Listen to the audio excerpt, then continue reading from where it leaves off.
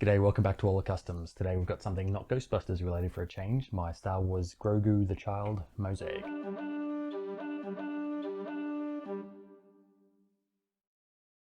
This is my first attempt at making a mosaic that what most people call greebly, which I think that term actually came from Star Wars, or at least science fiction model making to begin with. And that means instead of using flat tiles or dot pieces like the art sets that you can get, it instead uses just pieces of various sizes and shapes to achieve more of a textured look to it. I built this around August last year when I asked my son, do you want me to make you a Lego mosaic for your birthday? And obviously he said yes, and I asked him what he wanted, and he said Baby Yoda, because he was big into Mandalorian at the time. This sits on 4 base plates high, 32 by 32 base plates high by 2.5 tall, so I've actually had to cut several across here to get the right proportions for the image. And it actually measures, wait a second, it's about 1.2 meters wide by 64 centimeters tall, and for inches and feet I've no idea, but I'll just flash on the screen after I convert it later, so you don't have to do the conversion yourself. So I wasn't entirely confident that this was going to work because I've never done one of these greebly ones before, but I thought it might be a way of doing something a little bit different. I've done a lenticular one before, which basically means when you look at the image from 2 different angles, you get a different result. So I did a Dark Knight style Christian Bale as Batman on one side and Heath Ledger's Joker on the other. And I used that using cheese slopes and just alternating rows vertically of those cheese slopes. One was one image on one side and the other was the other image on the other side. So yeah, as I said, I wasn't entirely confident this was going to work, having never done a greebly style one before. The biggest issue with a mosaic in general is basically every stud or brick that you see on a mosaic equates to 1 pixel on an image. So to generate this, I had to take the image I wanted at the right pixel size. So for every pixel on the photo that I found, which is just found on the internet, this image of Grogu, every pixel converts to a stud, and that equals how many wide in studs and pixels the image needs to be. You can run this through like mosaic makers. I know Studio's got one built into it, and I know there's a lot of both paid and free apps you can get. You can get a lot of free apps that'll do it for you, but I always find that the colors bleed into each other too much. So although his head here may be completely green, you may get blotches of like pink or the brown bleeding through. So I did this all in Photoshop. So I took the initial photo I wanted, scaled it, as I said, to the pixel size I wanted, and then took the Lego color palette, and not just every part that's available. I kind of filtered it by parts that are readily available in bulk here in Australia, because we don't have the resources that say, well, like Australia's got 30 million people, US has got 300 million, there's a ton more Bricklink stores in the US, so they've got a lot more variety and able to acquire parts a lot more readily than here in Australia. So I had to filter it by parts that are easy to find in Australia in the color I need for a reasonable price. So in certain cases I filtered out colors that would have been useful, like there's a, I think it's called light bright green or light yellowish green that might have achieved a bit more highlighting through his head here. But I filtered that out because it's not an easy part to find in bulk for a decent price in Australia. So in that case, I just filtered that one out. So I took the palette I'd made, filtered it out by those conditions where I just didn't want to use expensive parts or parts I can't get in bulk. And then from there, instead of just running it through, I can basically reduce the color choices that Photoshop can use to use only my palette, which would then convert the image I've used to a Lego palette that I could use to create it. Instead of just doing that, which would have given me the same results as say that Studio or other programs would do, where I get color bleeding in from here where I didn't want to. I wanted to achieve a clean look for these colors. Instead of doing that, I took each individual section, so the green of his head, excluding his eyes, took that into one file, reduced it by only the greens that I wanted to use. Then I did the same for the browns and tans, and I did the same for the grays and the blues, and then I merged them back into each other later on in a separate file. And that allowed me to reduce that bleeding across different colors that I didn't want to achieve, and which I did get in that lenticular mosaic of Batman I made years ago. But because of the scale of that image, it wasn't quite as apparent.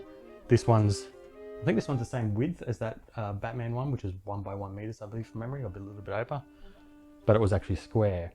And that's the biggest issue with images you use for a mosaic, is you can find an awesome image of, you know, someone, multiple people, big crowd shot, but the more pixels or the more studs you have, the better resolution and the better the image will look.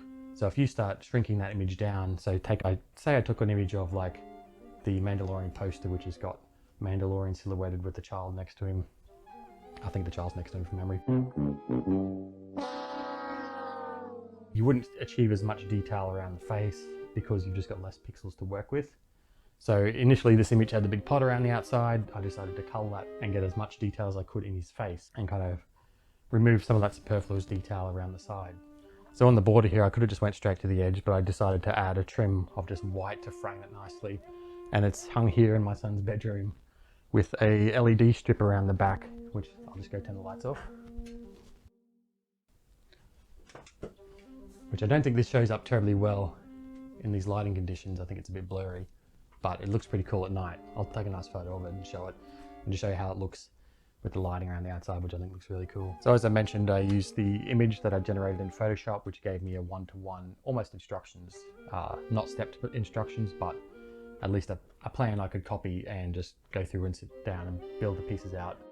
I just put some music on for about 3 days and just sat there and did it all. And the greebliness comes from me ordering and using parts that are a little bit textured. So I've got grills, I've got some circular pieces there, some larger pieces. Generally, there isn't many pieces beyond 3 or 4 bricks long or studs long. In most cases, it's limited to about 1 to 3. 1 to 2 is the most common. So what I did with that in Photoshop, you can take an image and count how many pixels of a certain color there are. So I use that as my guide on what to order, and I just basically went through a Bricklink store and what's the cheapest part I can get in this color that allows me to fill in that color for what I need here. But one thing I did want to do, because the base plate's behind this, which is glued to a plyboard, the base plate's completely white. So I didn't want to use, I'll just take one off here, 1x1 round bricks, for example, because they would allow you to see that little bit of white around the back of the base plate. So in that case, I didn't use as many of those as I ordered. So next time if I make another one, I'll probably just go more for 1x1, 1x2 square bricks. But using grills, panels, tiles here with bars on them, it allows you to get a lot of texture. And then mixing that up with a lot of other random pieces gives you that texture as well. From most case, 1-to-1, I followed the instructions, or instructions as I call them, except for the eyes where I did follow them, and I've just found I wanted a little bit more, I wanted the eyes to pop a little bit more, so I just added some extra highlights around the eyes just to make that shine off his eyes pop a bit more and really sell that look. Give it a little bit more of the nougat colors around the eyes to make his eyes sell a little bit more. And I have snuck a few little Easter eggs in here.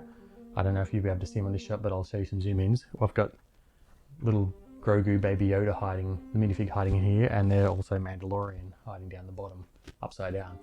There are a few frogs hidden around as well, which you'll see as I zoom in. That's a sort of a reference to the bonsai tree, and a lot of Lego designers now seem to hide frogs, and given he's got a taste for frogs, why not? But yeah, I think that wraps it up for Grogu the child, my mosaic. I really did enjoy making this greebly one. I'd love to do another one. I think the greebly look really works well with Star Wars as well.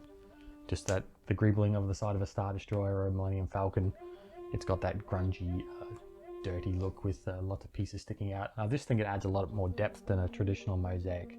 So I think I might hopefully do more in future. They're not cheap to do, so I don't know when I'll get around to making another one. I'm open for commissions if anyone wants me to make one for them. There is one job. Let's see the puck. But yeah, I think that wraps it up. Thanks for watching again. Keep an eye on the channel for new stuff and do all that subscribe stuff. I don't know, whatever. I just make videos and make Lego. You can watch it if you want. Okay, whatever. See ya. I have spoken. Hey, spit that out.